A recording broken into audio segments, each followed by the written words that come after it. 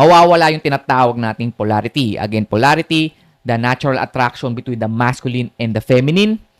So kapag nawala ka sa masculine energy mo, hindi ka naging masculine, hindi ka makaka-attract ng feminine na babae dahil marerepel mo sila.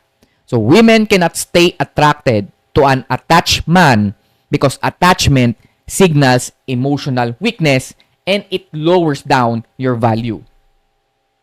So what if sabihin ko sa inyo na merong paraan para hindi ka ma-attach kahit gusto mo ang isang babae? Instead, siya pa ang ma-attach sa'yo. So bago ko sabihin yon, pag-usapan muna natin yung number one na dahilan. Okay? Number one reason kung bakit ka na-attach sa isang babae. So ang tawag ko dito ay over-investment.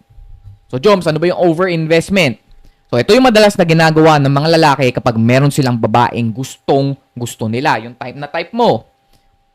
So investment is the act of spending your time, energy, and or money on a particular woman with the expectation of a specific positive result. So the more you invest your time, energy, and money sa babae, the more na ma-attach ka sa kanila.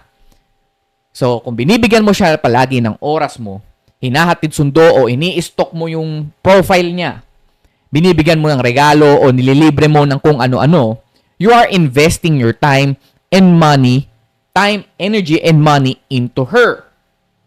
Okay, yun yung investment na tinatawag. So, dalawa lang ang nagiging problema dito. Number one, nag-over-invest ka sa babaeng tipong hindi mo na siya binibigyan o hindi mo na siya nabibigyan ng space para mag-invest pabalik sa'yo.